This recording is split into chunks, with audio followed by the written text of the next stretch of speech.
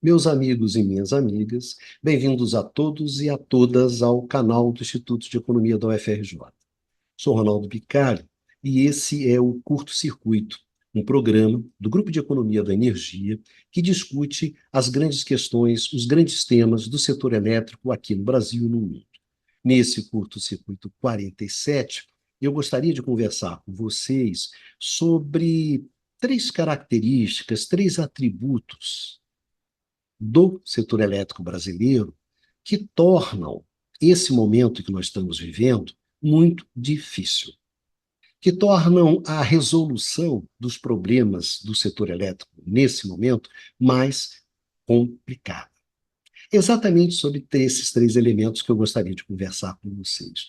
Porque, por um lado, eles aceleram o processo de fragmentação, de desestruturação, de desmanche do setor e, por outro, tornam difícil a configuração de uma agenda estruturante, de uma agenda que possa justamente fazer face a esse desmanche, a essa fragmentação, a essa desestruturação do setor, que evidentemente tem consequências. Consequências que a gente já começa a identificar em alguns pronunciamentos de alguns agentes do setor. A ideia de que isso aqui pode dar ruim, isso aqui pode dar uma crise muito grande num período de prazo até mesmo curto.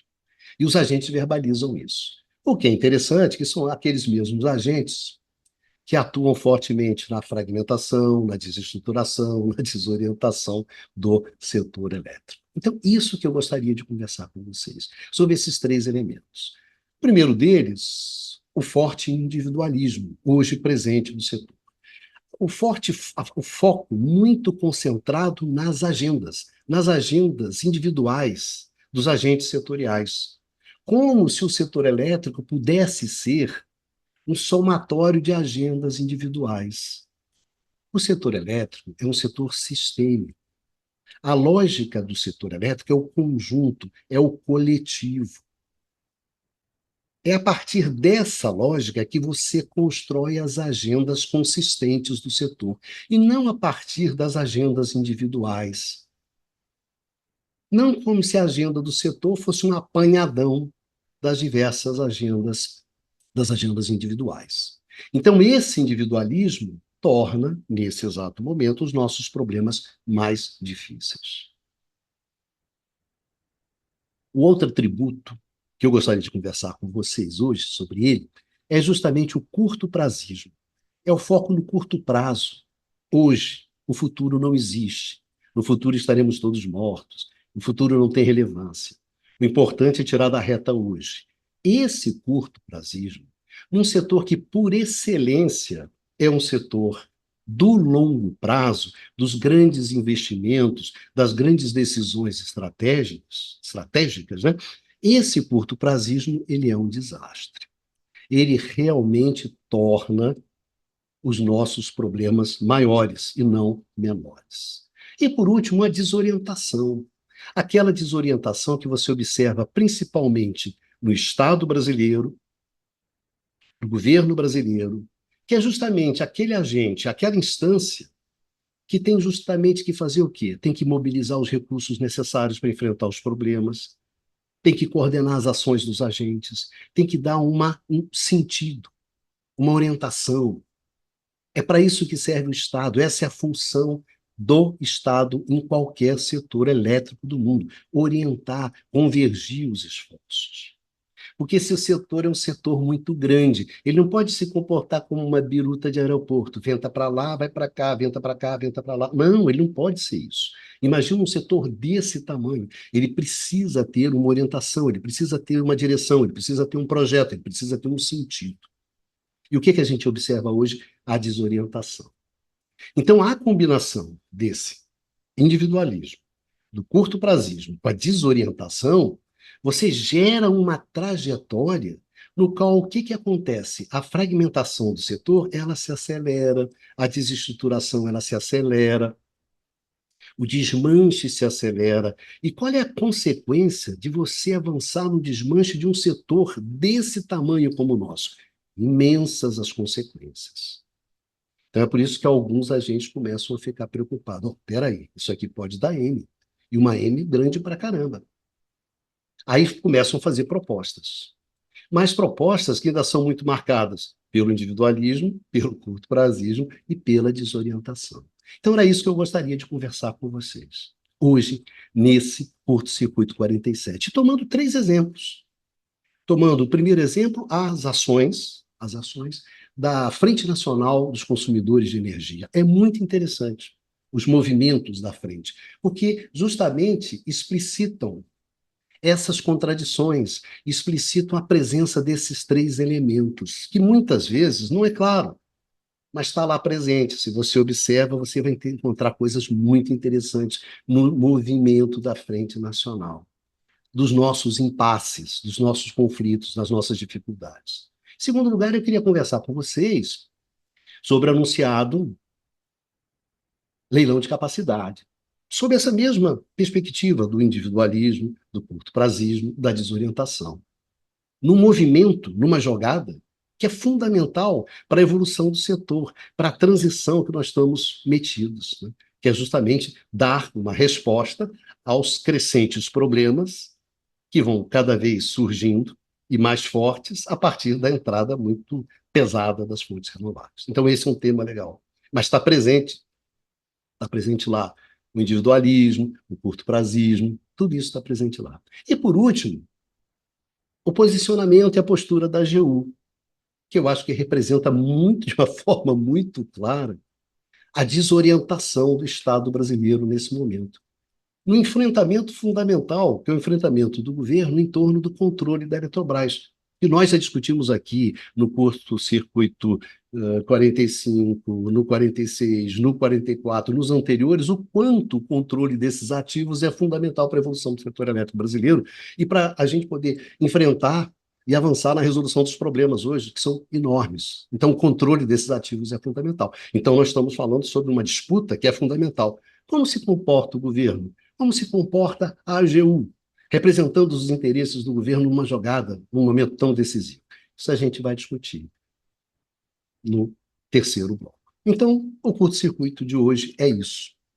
Esse curto-circuito 47, a gente vai conversar sobre esses elementos, sobre esses atributos, sobre essas características dos nossos jogadores que acabam influenciando no jogo decisivo que a gente está jogando, a partir de eventos concretos que estão acontecendo exatamente agora. Não estamos aqui fazendo um exercício de retórica, de demagogia. Não, cara, isso está acontecendo. Vocês vão ver, justamente nessa discussão, como esses elementos prejudicam a gente e como essas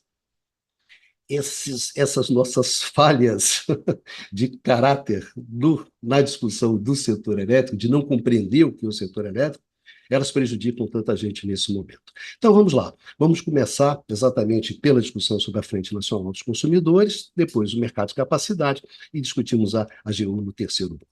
Tá certo?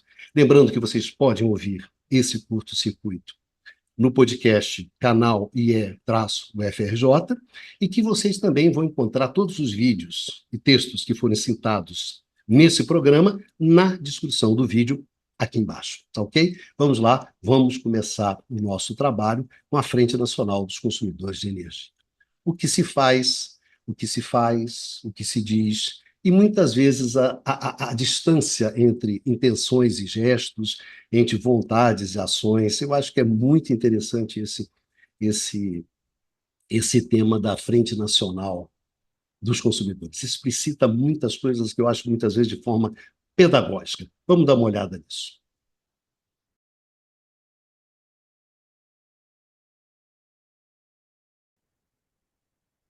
Nós já fizemos um curto-circuito sobre a Frente Nacional dos Consumidores de Energia, justamente chamando a atenção da dimensão política nos embates dentro do setor elétrico, dentro das decisões do setor elétrico.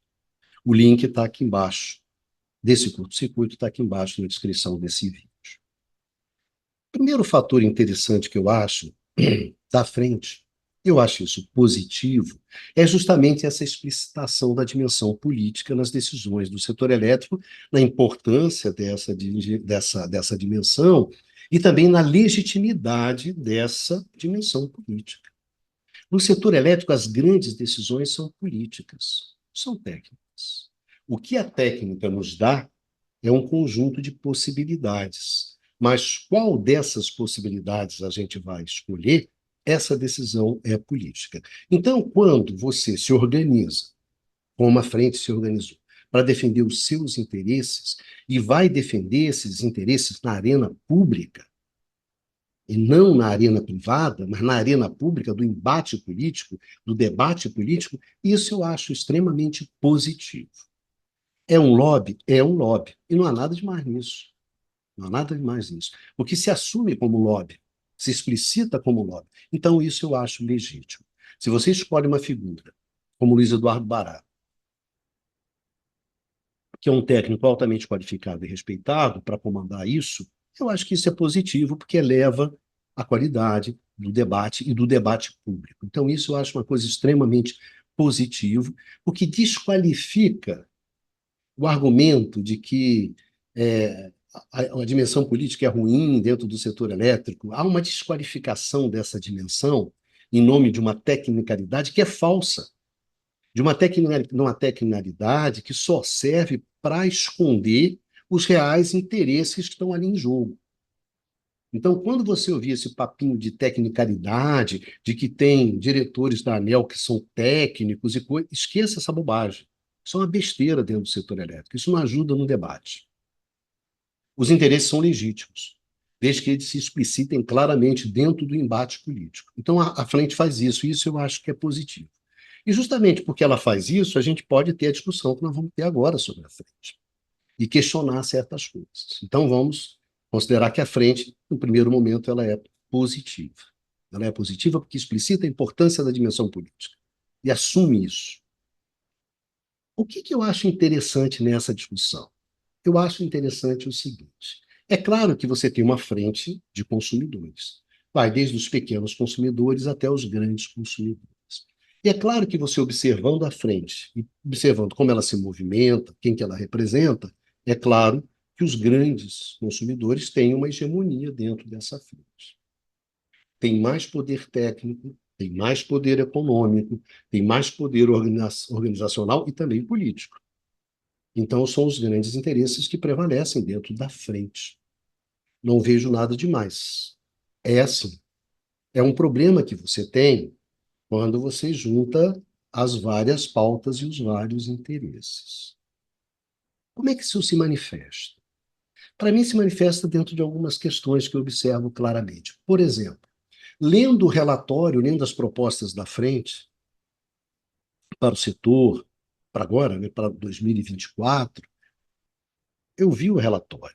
A Eletrobras, que é uma questão chave dentro hoje da disputa por uma transição mais barata, pela construção de uma trajetória de custos decrescentes, coisas desse tipo, a luta pelos ativos da Eletrobras é fundamental dentro da construção dessa trajetória, não aparece no relatório da frente. Não aparece.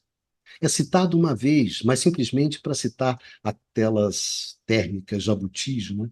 Que foram aquelas térmicas, que é uma picaretagem que não tem tamanho, que foram a construção dessas térmicas, de toda a infraestrutura de gás, né? Para satisfazer essas térmicas, foi embutida dentro da negociação da privatização da Petrobras. Foi o que um segmento do Congresso levou em troca de aprovar a valorosa privatização da Eletrobras. Então, isso só aparece na frente citado por causa dessas técnicas jabuti. O resto não aparece. Zero na discussão. E o que me surpreende ainda mais é que não há nenhuma referência à questão da descotização. A descotização é chave para o consumidor cativo, ela é chave para o consumidor residencial. Por quê? Porque a Eletrobras estatal, ela vendia uma energia mais barata. Ela vendia uma energia no regime de cotas. Essa energia mais barata ia para quem? ia para esse pequeno consumidor, esse consumidor residencial. Era esse cara que levava essa energia barata e que tinha um contrato de fornecimento dessa energia barata para os próximos 30 anos. Desapareceu essa energia com a privatização. Agora, a Eletrobras vai poder vender essa energia no mercado, a preço de mercado, para quem ela quiser. Isso está lá no documento da Frente Nacional dos Consumidores? Não, não achei. Não achei nenhuma manifestação sobre isso. E isso interessa aos consumidores. Como é que vai evoluir isso? Ah, tem uma compensação? Que compensação é essa? Cobre, não cobre? Não há discussão. E o pior, por que que não há discussão? Porque essa discussão não interessa aos grandes consumidores. Porque essa energia barata, que deixou de ser fornecida para o pequeno consumidor, vai parar onde? Vai parar no mercado livre. E quem é que está no mercado livre, quem tem poder de mercado? Os grandes consumidores. Então, os grandes consumidores sempre identificaram a descotização como algo positivo para eles. Porque ia fazer o quê? Que ia aumentar a energia disponível para eles. Então, por que que o grande consumidor ia ser contra a descotização? Se é uma coisa que interessava a ele, que ao fim ele poderia ser beneficiado. Isso a gente pode até discutir, mas essa foi a leitura. Então, o que que você vai encontrar na Frente Nacional de Consumidores sobre isso? Nada, nada. Os grandes consumidores não moveram uma palha durante o processo da privatização da Eletrobras. Porque aqui os conflitos existem, são reais, são concretos. Por quê?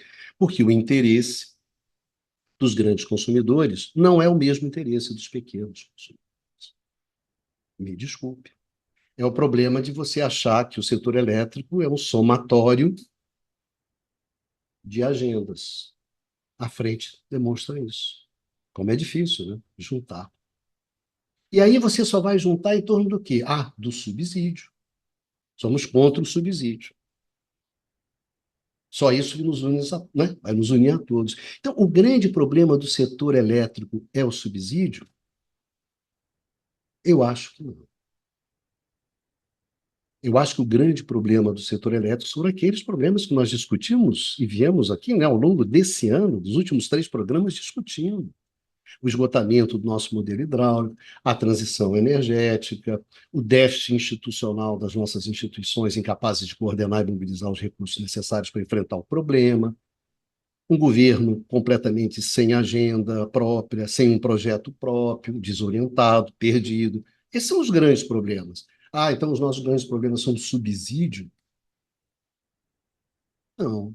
Eu acho que essa discussão sobre subsídio é boa, mas não é o grande problema.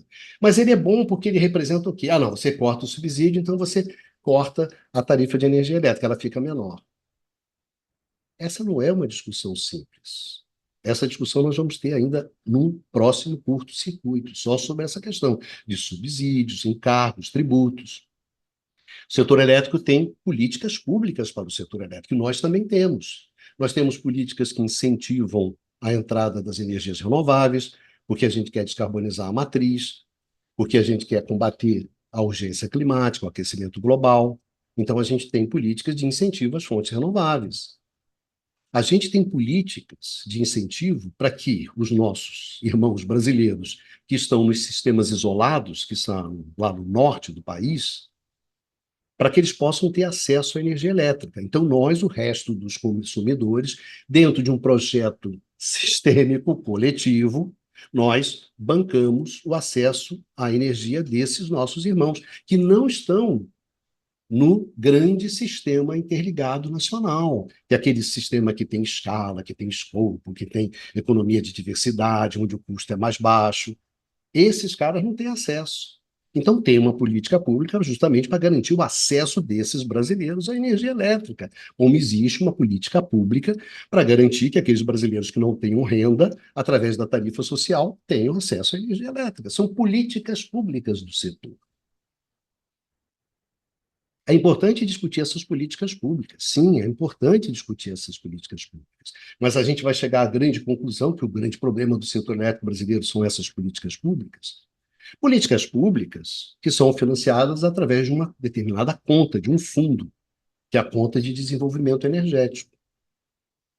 Essa conta, agora em 2024, essa conta, o orçamento dessa conta é algo em torno de 37 a 38 bilhões de reais. Quem banca essa conta? Os consumidores, que desses 37 bilhões, 32 bilhões são os consumidores é que bancam. Então, nós que bancamos essas políticas públicas. Também não tem nenhuma originalidade. A discussão de transferir todos esses gastos para o Tesouro Nacional, de forma a desonerar o consumidor de energia elétrica, não é uma discussão nada fácil, é uma discussão que se arrasta há muitos anos dentro do setor, décadas, na verdade, eu acompanho. O que não é uma coisa simples, porque esse financiamento cruzado não é nenhuma originalidade dentro do setor elétrico, não só no Brasil, mas em outros lugares. O que importa para a frente nacional, bom, eu não quero pagar nada, mas não avança nas reais dificuldades, nos reais problemas que a gente tem que enfrentar. Por quê? Porque aí é difícil, né? Aí os conflitos são maiores, se explicitam, então vamos ficar aqui no subsídio. E aí tem uma coisa que eu realmente gostaria de conversar com vocês sobre essa questão de subsídio, de transferência de renda, etc. E aí isso é muito interessante, porque deixa bem explícito como é que a gente encaminha as discussões sobre o setor elétrico hoje. No Brasil, você tem dois tipos de consumidores. Você tem o consumidor cativo. Esse consumidor cativo, ele é obrigado a comprar a sua energia, é obrigado a comprar a sua energia da distribuidora. Ele não pode escolher o seu ofertante de energia elétrica. É o consumidor cativo. E nós temos o consumidor livre, que é aquele que pode escolher de quem ele compra a sua energia. Temos esses dois. O número de consumidores totais, se você quiser, você pode botar aí 90 milhões de unidades consumidoras. Arredondando, bota aí, 90 milhões. Tá. Quantos são consumidores cativos? E quantos são consumidores livres? Os consumidores livres hoje são 44, 45 mil unidades. 45 mil unidades. Num universo de 90 milhões de unidades de consumidores. Aí você vê o tamanho, né? Ou seja, os consumidores cativos são 0,04 dos consumidores totais. Mesmo consumidor livre é 0,04 dos consumidores totais. Pois bem, aí você observa os preços. Então, eu li a seguinte notícia. Na, justamente na Associação Brasileira dos Comercializadores de Energia Elétrica. Nos últimos 20 anos, os consumidores livres economizaram 340 bilhões de reais. Os consumidores livres, pelo fato de serem consumidores livres, economizaram 340 bilhões de reais. Tá bom. Sendo que em 2023, eles economizaram 48 bilhões de reais.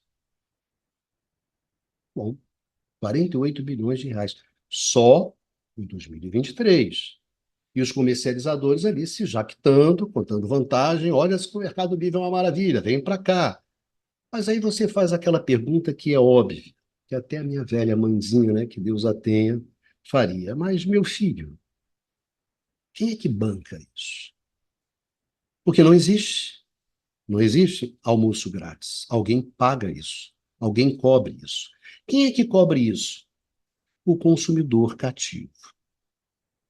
Porque é o consumidor cativo é que banca a expansão do setor, os investimentos do setor. É esse consumidor cativo que sustenta, na verdade, a integridade, a confiabilidade do setor. O consumidor livre não paga isso. O consumidor livre, gente, quando tem crise hídrica, você tem que pagar bandeira, né? Vem tudo em cima do consumidor cativo. O consumidor livre não paga nem bandeira. Então, ele não paga expansão, ele não paga determinados encargos, por isso que dá diferença. O consumidor livre é o cara que vive na sombra. Sabe aquela história de que o sol nasceu para todos, mas a sombra para poucos? O consumidor é esse. O consumidor livre é o cara que fica na sombra, é o cara que fica na marquise. Aí eu que sou consumidor cativo, eu que fico na chuva, tomando sol, tomando chuva. Como diz o grande Roberto Araújo, do Instituto Ilumínio, que levanta essa questão há décadas, a existência desses dois mercados, que é uma aberração, o que gera distorção gigantescas. O Roberto chama isso da bolsa quilowatt-hora. Os grandes consumidores do Brasil mamaram durante 20 anos 340 bilhões de bolsa quilowatt-hora, de subsídio. Porque essa grana foi justamente transferida do consumidor cativo para o consumidor livre. Quer subsídio maior do que esse? O total de subsídios esse ano, em 2024, que o nego está batendo o bumbo, vai ser de 37 bilhões. A Bolsa Quilowatt-hora ano passado foi de 48, quase 50 bilhões de reais. Em 2022 foi 41. Em 2023 foi 45, acho que é 48, eu me lembro dados. Quer discutir isso? A Frente Nacional quer discutir isso? Essa garfada que o consumidor cativo tomou pela testa durante 20, 21, 22 anos. E você acha agora que você fala, não, agora todo mundo vai ser consumidor livre. É, mas quando todo mundo for consumidor, né, consumidor livre, você acha que essa diferença não vai se manter, porque todo mundo vai ter que pagar os custos. Aí, quando todo mundo manter, o que acontece com essa diferença? Cai. Mas isso ninguém quer discutir. O comercializador, que é o cara que vive, né, de comprar e vender energia, não quer saber dessa discussão, que é o problema das pautas. Se cada um for na sua pauta, essa discussão não aparece. Ao inferno são os outros, ao inferno são os subsídios. Qual é o subsídio? O que foi me dado durante 20 anos e continua sendo dado? Esse não tem problema. Ah, tem um cara lá, ó, da eólica, da selada, geração distribuída, da CCC. O inferno são sempre os outros. Problemão. Quer discutir isso? E não tem essa ilusão. Ah, então vamos abrir o mercado que resolve o problema. Não resolve, porque simplesmente essa diferença vai desaparecer. E aí você vai ter no mercado o grande consumidor, com todo o poder de mercado, e eu e ele. Ah, tá bom, legal. Quem tem poder de mercado? Eu ou o cara grandão?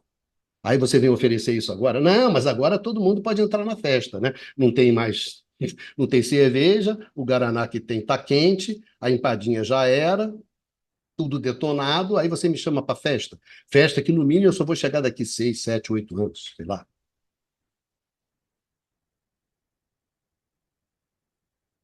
Vamos discutir isso? Não acho que a Frente Nacional de Consumidores vai discutir isso. No máximo, não, vamos ser todos consumidores. Mas tudo bem, tudo bem. Subsídio é dos outros. O meu, não. Os outros, né? O problema é o 38, né? O 38 dos caras, 37 bilhões de subsídio. O 48 que eu faturo, esse não, esse eu não quero saber. Esse é porque eu fui eficiente, que o mercado é eficiente, que a concorrência faz o preço baixar. Faz a gente ter um otário, né, para segurar o setor todo das costas. O buraco é mais embaixo. Ah, então o nosso problema é o problema da não competição. Aí você tem que falar, tu é muito burro, né, cara? Claro que não é, né? Nós estamos discutindo há quatro problemas, quais são os problemas estruturais. Concorrência, o problema do Brasil é que não tem concorrência. Pelo amor de Deus, né? E mesmo se você for trazer todo mundo para o mercado, mercado livre, tu acha que isso é fácil, cara? A experiência aí de 40 anos tem mostrado que não é, e nem é o principal. Então, quando a gente vai discutir a Frente Nacional dos Consumidores, bate nessas coisas. Mas é natural, porque você não vai simplesmente resolvendo o problema do setor elétrico somando, você nem consegue somar a pauta do grande consumidor com o pequeno consumidor, a não ser que você venha em cima dessa cascata, dessa relação do subsídio, aí vai tudo e pá. Não, tem questões aqui que são conflituosas, tem questões aqui que são difíceis. E aí, quem é que comanda a frente? Ué, quem tem cacife, cara. Os grandes consumidores. Isso é um problema da frente? Não sei, isso é um problema da frente. Não estou aqui para resolver o problema da frente. E nem o que os representantes dos pequenos consumidores estão lá fazendo dentro dessa frente. Como dizia o meu velho pai, bom, eu sei, a gente se metia em confusão, eu não quero saber por que, que os outros caras estavam lá, eu quero saber por que o senhor estava metido nessa história. Então, eu lembro sempre do meu velho pai. Então, também faço essa pergunta. Queria saber o que, que os senhores, representantes dos pequenos consumidores, né, e de toda essa questão que envolve descotização, Eletrobras e muito mais coisas, distribuidora, tudo estão fazendo nessa frente. Lá de mãozinha dada com os grandes consumidores, para defender os interesses dos grandes consumidores. Tudo bem, entendo. São articulações políticas, estamos do embate, mas só quero chamar atenção. Não estou nem tô aqui criticando. Cada um vai com o que quer, com o que dá, né? Muitas vezes a gente vai com aquilo que tem. Vai fazer o quê? Ah, tem a frente? Vamos na frente, está tudo certo. Mas você sabe o que você está fazendo? Se você souber o que está fazendo, está tudo certo. Eu não tenho problema. Sabe? Sabe as consequências? Tá certo. Tá bom. Então você olha só, aqui a gente tem o individualismo, a porcaria das pautas individuais, tem o curto prazo, tem a desorientação. Está tudo isso presente na discussão da frente. E o bom da frente é porque ela explicita isso, eu acho ótimo explicitar. Então, como a frente explicita, a gente pode estar aqui discutindo sobre isso. Isso é positivo, volto a dizer. Não acho negativo a existência da frente, acho positivo, que permite justamente a gente ter essa discussão. Então, vamos discutir isso, vamos ver se a gente avança na discussão. E quando a gente vai para outra questão fundamental, que é a questão do mercado de capacidade, essa questão também é muito boa. Vamos dar uma olhada.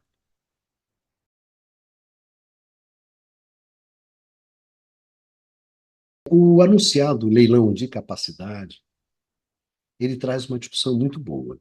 Dentro desse contexto aqui que nós estamos conversando, que são esse contexto dos nossos descaminhos, dos nossos equívocos, dos nossos impasses. E como nós transformamos tudo isso, edulcoramos isso numa falsa modernidade. Eu acho ótimo o leilão de capacidade para demonstrar isso. Esse leilão de capacidade, ele é fruto de uma necessidade objetiva. Na medida em que você vai introduzindo as energias renováveis, quanto mais renováveis você vai colocando na sua matriz de geração, isso vai gerando desequilíbrios dentro do setor elétrico, dentro do sistema elétrico. E é justamente para fazer face a esses desequilíbrios é que você vai buscar recursos, e que são os recursos de flexibilidade. As energias renováveis, como vocês sabem, são intermitentes, são descontínuas, são irregulares, são variáveis. Então, quando para de ventar, você precisa ter alguém que entre e cubra esse vento e continue gerando energia no lugar desse vento que parou, e depois, quando esse vento voltar, esse recurso, esse cara saia rapidamente. E aí a energia volta a ser gerada pelo vento. Então você necessita dessa flexibilidade, recursos de flexibilidade, ativos de flexibilidade. O leilão de capacidade, o leilão de potência é justamente procurando contratar esses recursos. E isso é fundamental dentro dessa nossa questão da transição na qual a gente está metido. Dentro daquele grande problema do setor que a gente discutiu no curto-circuito 44, o esgotamento do nosso potencial hidráulico no contexto da transição energética, que se traduzia em tentar resolver os problemas associados à introdução das energias renováveis. Esse era o grande problema. O mercado de capacidade, a contratação de capacidade entra dentro disso. Mas aí a primeira questão que se coloca é o seguinte: olha só, esse é um tema chave dentro dessa evolução, dentro do enfrentamento do nosso grande problema, dentro da questão da transição. Como é que você vai resolver esse problema? Você tem uma escolha técnica. Bom, de como é que você vai fazer isso? Vou contratar térmica, vou contratar hidráulica, vou contratar bateria. Eu vou contratar o quê? Primeiro, né? Vou contratar o quê? Depois eu vou contratar de quem, né? De quem que eu vou contratar isso? Quem é que vai fornecer esses serviços? E como vai ser esse contrato? E aqui a gente tem uma questão importante, cara. Porque a maneira como a gente vai equacionar isso, a maneira como a gente vai equacionar esse leilão, vai começar a definir qual vai ser o patamar de custo da nossa transição. Porque olha só, presta muito atenção. A geração eólica e a geração solar, ela tem um custo mais baixo. Então, quando você introduz essas fontes, a princípio a tendência é o custo de geração cair. Mas entre a geração e a sua tomada em casa, meu amigo, tem um mundo. O mundo para garantir a regularidade, a confiabilidade, a continuidade dessa energia elétrica que chega na sua casa. O custo desse mundo aumenta quando você entra com as energias renováveis. E nesse exato momento, aumenta mais do que você cai o custo de geração.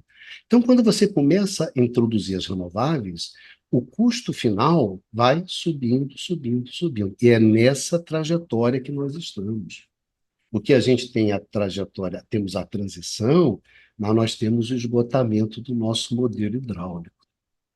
Isso dá o quê? Custos crescentes. É essa a nossa trajetória. Esse leilão de capacidade vai começar a dizer como é que você vai resolver esse problema. Você sabe como você vai resolver esse problema? Você tem um projeto para o setor elétrico no qual você insira esse problema? Você tem uma agenda para o setor elétrico no qual você, governo, você que vai fazer esse leilão, você tem esse projeto? Você tem essa agenda? Não, você não tem. Você está indo para um jogo decisivo que vai definir patamares de custo, sem saber o que que você vai fazer dentro desse jogo. E me desculpe, é natural que você não saia. É natural que você não saia. Porque se você não tem uma agenda, se você não tem um projeto para o setor elétrico, se você se transformou num guichê, num despachante dos interesses privados, se você está aí totalmente afogado no meio dessas agendas individuais de cada agente, e na disputa desses interesses privados, como é que você é o cara que vai saber o que que você está fazendo? Você não sabe o que você está fazendo. E aquela história, né? Se você não sabe o que você está fazendo, é melhor você não fazer. Ou fazer muito devagar. Não é porque você vai fazer uma consulta pública de um mês que você vai resolver os problemas ali na sua consulta pública. Então, a primeira coisa que me salta aos olhos, cara, tu vai para um jogo que você não tem a menor noção do que você está jogando. Então, a primeira questão é a desorientação.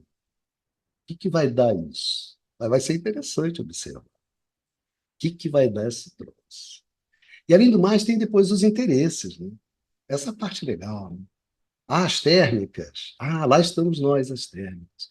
Eu sempre me pergunto, desde a primeira vez que comecei a ver esse problema, lá uns 10 anos, 15 anos atrás, acompanhando o caso alemão, né, a dificuldade das térmicas alemãs, será que vão ser as térmicas que vão ser a grande solução?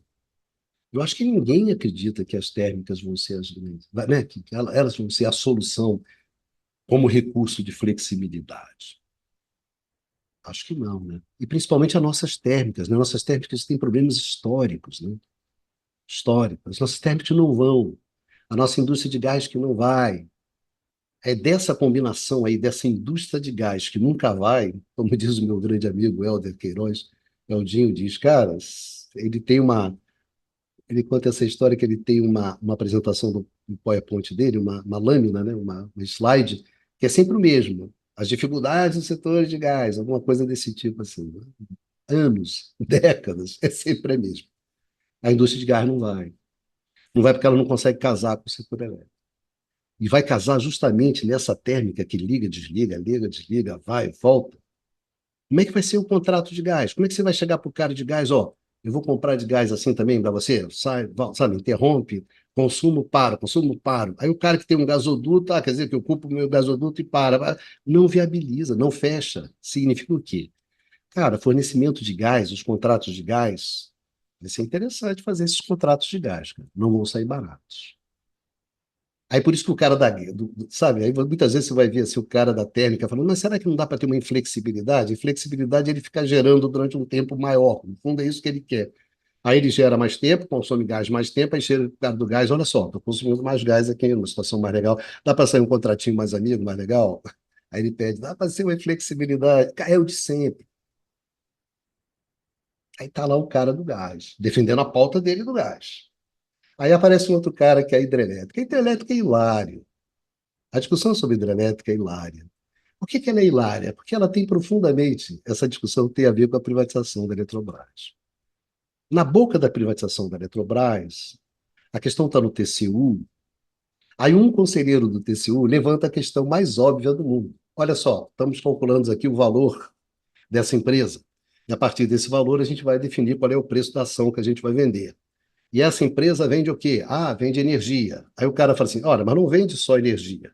Vende também potência, vende capacidade. E agora, na transição energética, cada vez mais as hidrelétricas vão desempenhar esse papel. Então, esse produto vai ser um produto fundamental, vai gerar uma receita significativa, então isso tem que entrar na conta. Não, não entrou, cara. Não, a gente não tem leilão de capacidade, não dá. Não, então vamos estimar. Não, não dá para estimar. Eu sei que foi 100. Porque tinha um conselheiro especialista, né? Conselheiro especialista é ótimo. Não, não dá para ter esse número, é impossível. 2 anos depois, temos né? Leilão de capacidade. Leilão de capacidade contratando o quê? Hidrelétrica. E quem é que aparece na fila? A Eletrobras. Ô, tô nessa. Eletrobras pretende participar dos leilões de capacidade. Sim, vai vender aquele produto que o valoroso conselheiro do TCU. Não, não dá para fazer, não dá para contar, né? Isso é um capítulo à parte. Quando eu olho isso, eu falo, meu Deus. Cara, nós tínhamos hidrelétrica, 50, a Eletrobras detém 50% da capacidade dos reservatórios. Mais de 40% das hidrelétricas ela controla de fato.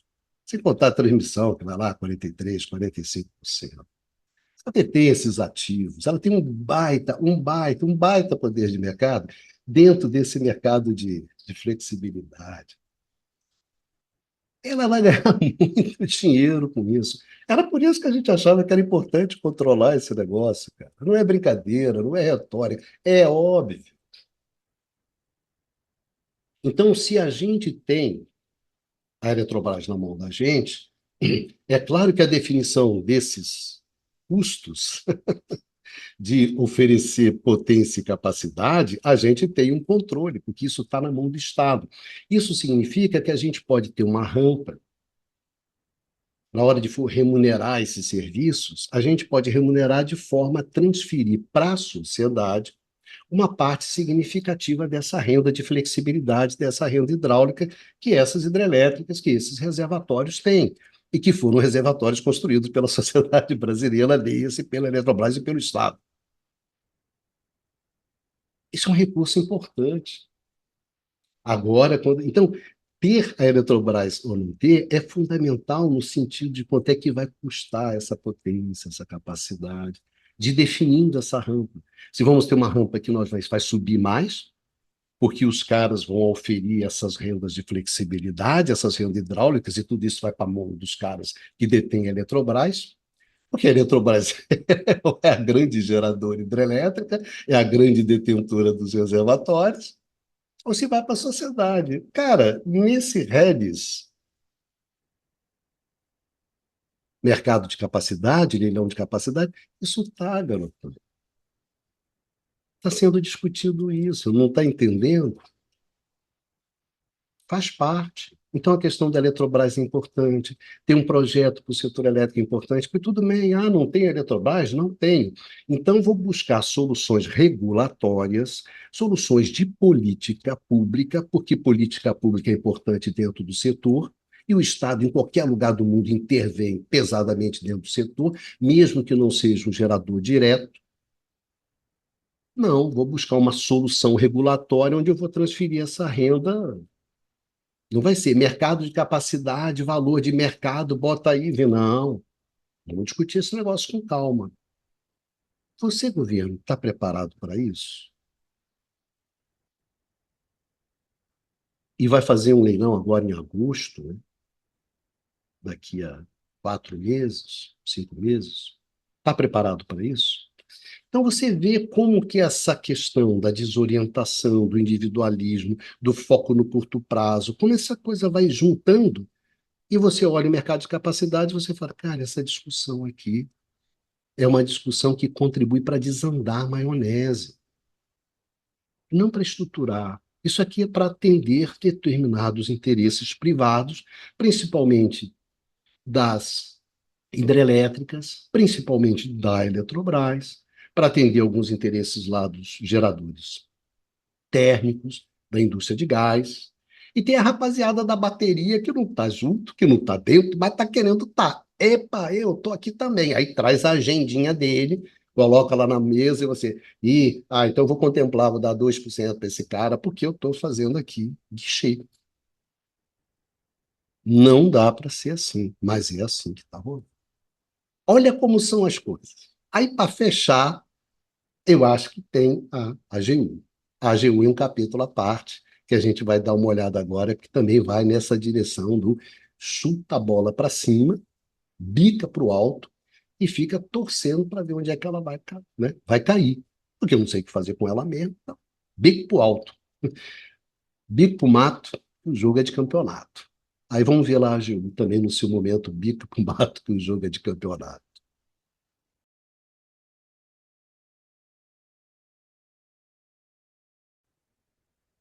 A discussão sobre o papel da AGU no embate entre o governo e a Eletrobras em torno do controle da companhia, essa discussão era uma discussão interessante, porque ela fala muito sobre os problemas do Estado hoje no setor elétrico brasileiro, fala muito das dificuldades, fala muito da desorientação do governo, da falta de uma agenda clara para o setor elétrico, de um projeto claro para o setor elétrico brasileiro, que esse governo, nesse exato momento, não tem. E fala muito também sobre a natureza das nossas burocracias estatais. Então, esse é um tema muito interessante, que reúne desorientação, curto-prazismo, individualismo, enfim, elementos que estão presentes hoje dentro da nossa discussão sobre o setor e que são elementos que tornam difícil implementar soluções estruturantes nesse momento para o setor elétrico brasileiro, onde o Estado não ajuda. E a AGU demonstra isso claramente. A primeira questão que a gente tem que conversar seriamente é qual é o nosso objetivo principal. A gente tem que ter claro qual é o nosso objetivo principal como Estado. Como Estado, nesse exato momento, o meu objetivo principal é retomar o controle dos ativos da Eletrobras. Porque esses ativos, eles são chaves na evolução do nosso setor. Eles são peças importantíssimas na configuração de uma agenda de um setor que possa, ao fim e ao cabo, tornar os custos, as incertezas, as tensões e os conflitos da nossa transição em custos menores, conflitos menores, tensões menores, incertezas menores. É para justamente reduzir os custos da transição energética brasileira, é para isso que a gente quer controlar os ativos da Eletrobras, e representam 50% da capacidade dos reservatórios, 40% das hidrelétricas, 40 e tantos por cento da linha de transmissão. São ativos de flexibilidade, são fundamentais. Essa que é a luta. Essa que é a luta. Nosso objetivo final é esse. E você tem várias frentes no judiciário, frentes regulatórias, frentes políticas. Uma dessas frentes é a arguição de inconstitucionalidade que o governo, através da AGU, colocou no Supremo Tribunal Federal, exatamente sobre a legalidade de um dos mecanismos da privatização, que fazem com que o governo, que tem 43% das ações ordinárias da Eletrobras, que são aquelas ações que dão direito a voto, a controle, a controlar a companhia, que dessas 43%, o governo só pode se manifestar como se ele tivesse apenas 10%. Os outros 33% simplesmente foram cassados. Desapareceu esse poder. É com relação a isso que o governo, através da AGU, entrou com uma arguição de uma ADI no STF. E o ministro relator encaminhou, depois de um certo tempo, essa questão, ao invés de encaminhar para o plenário para votar isso, encaminhou para uma conciliação. O que alguns juristas consideram um absurdo, por questões de constitucionalidade, não existe conciliação. Ou é constitucional ou não é. Vai ter uma conciliação em torno da inconstitucionalidade, mas o ministro encaminhou para esse período de conciliação.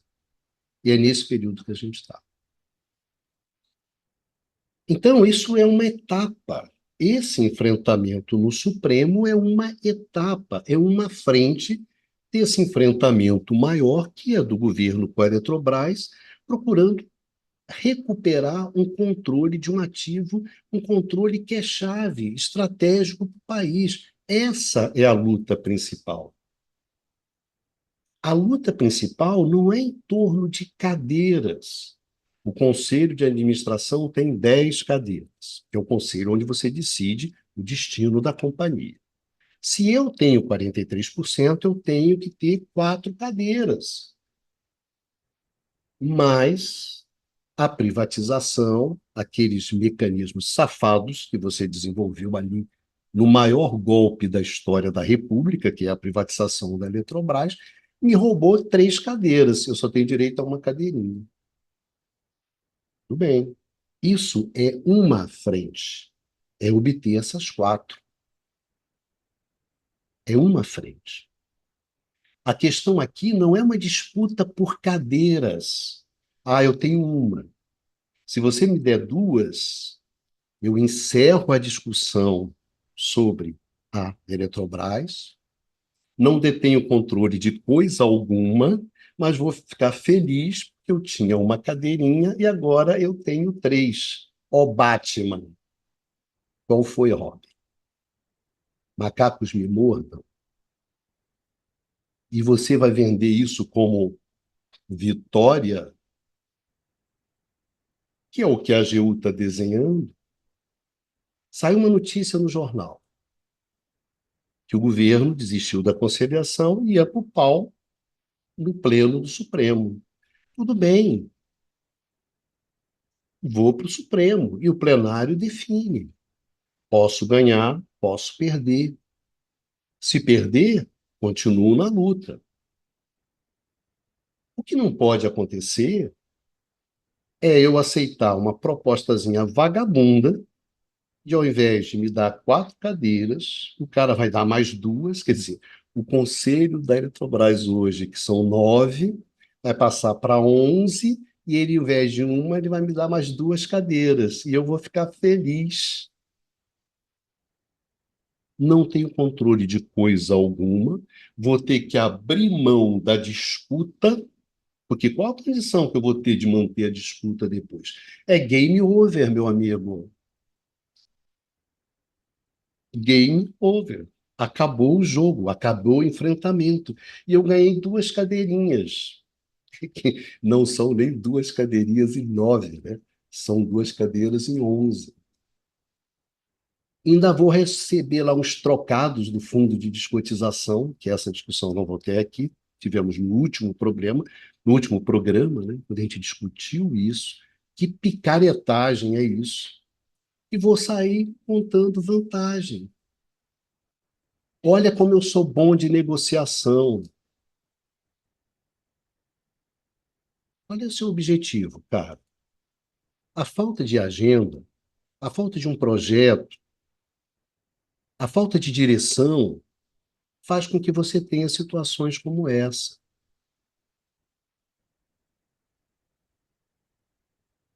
que você faz uma bobagem desse tamanho, ganha 2 cadeiras e perde o grande jogo. E depois ainda tem a cara de pau de falar que isso foi um sucesso. Que sucesso! Saiu no jornal uma notícia,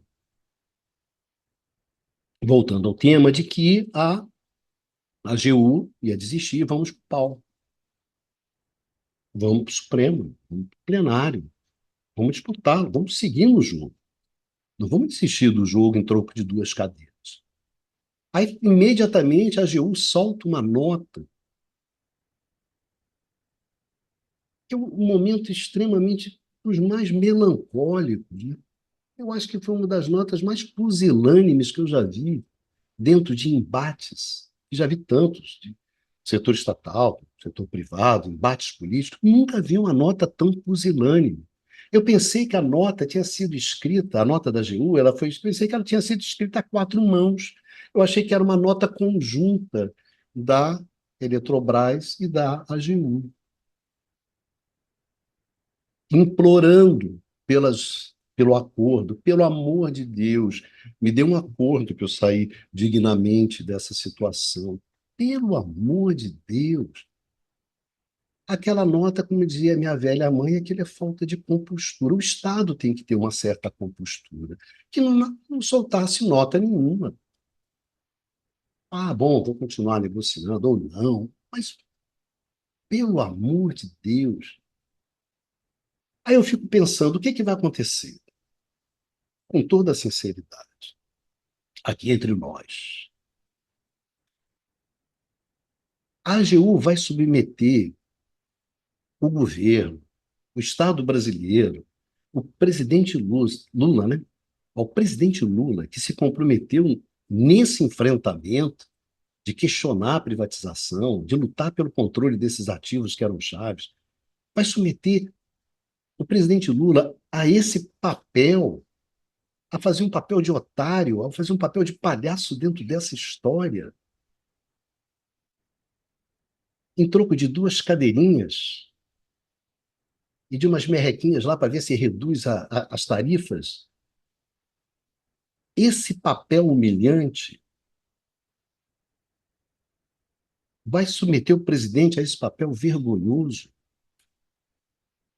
E quando o conselho de administração, com suas duas cadeirinhas a mais que não servem para porra nenhuma, definir que vai escrachar, como vem escrachando, os trabalhadores da Eletrobras, o governo vai ser cúmplice disso? O presidente Lula vai trair os seus companheiros? Sem contar que é um erro estratégico em termos de setor elétrico gigantesco. É isso que a OGU oferece? É isso que a burocracia estatal brasileira hoje é capaz de entregar?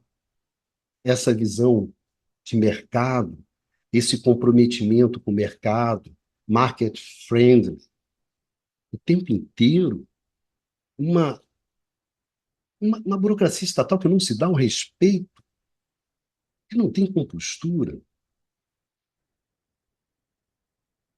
Será por quê? Um dos advogados da Eletrobras é o Adams, que foi advogado-geral da União, acho que de 2009 até 2016. É um ex-AGU, importante. Hoje, advoga pela Eletrobras. O diretor jurídico geral da Eletrobras é um ex-AGU, que, pelo que noticiou o canal de energia em janeiro desse ano, ele ainda pertence à AGU. Ele está licenciado. Existe um licenciamento de um funcionário público que permite que você se afaste do Estado. Mas, por ironia, ele continua sendo dos quadros da AGU. Então, o diretor-geral jurídico da Eletrobras, há 2, 3 anos atrás, estava na AGU. Quais são as relações que existem entre a AGU e a Eletrobras hoje? Não basta a mulher de César ser honesta, gente. Ela tem que parecer honesta. Essa é uma frase clássica. Qual é o papel? Então, o que que eu fico imaginando? Qual a referência da AGU?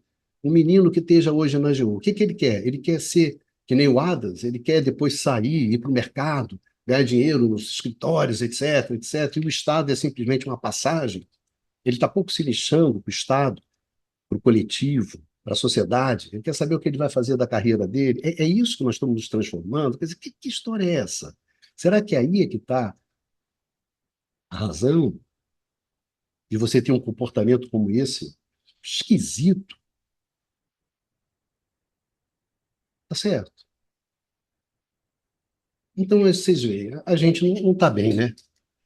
Não estamos bem. Eu esperava da AGU um comportamento distinto. E esperava desse governo também uma clareza maior de quais são os objetivos para o setor elétrico. Então, acho que essas três questões que nós discutimos aqui, relativas à atuação da Frente Nacional dos Consumidores, relativos ao leilão de capacidade, ao comportamento da AGU, que, na verdade, hoje, me parece que é o cara que está responsável por essa questão. Será? Então, a gente constata o quê? Senhores, a AGU, ela não tem estatura, ela não tem estofo, hoje, não tem tamanho para que essa questão estratégica fundamental do setor elétrico brasileiro e de tabela do desenvolvimento econômico e social brasileiro seja definido no âmbito da AGU. Não é a AGU que pode decidir isso, se vai ter o acordo ou não, a conciliação ou não. Isso não pode ser feito no âmbito da AGU. Isso tem que ser decidido no âmbito da presidência da República, porque esse é um assunto muito importante para o país para ser definido pela AGU, que tem se demonstrado que não está à altura, não entendeu, ou faz de conta que não entendeu, a dimensão do que nós estamos discutindo. Não dá. Isso tem que ser decidido pelo presidente da República. Então, o Lula é que bate o martelo e que decide. E que assuma a responsabilidade do que decidiu. Abrir mão, perdi, não esculacha. Bem, mas assume a responsabilidade. essa questão estratégica, fundamental, essencial para o setor elétrico, né, essencial para o país, para a sociedade brasileira, para a economia brasileira, ser decidido pela AGU, não, né? Não tem tamanho para isso. Não tem estatura para isso. E hoje que me parece que não tem condições, não é bom. Isso não é bom. Então é o famoso vamos parar com isso, antes que dê, né, grande. Então era isso que eu queria conversar com vocês hoje, meus amigos e minhas amigas.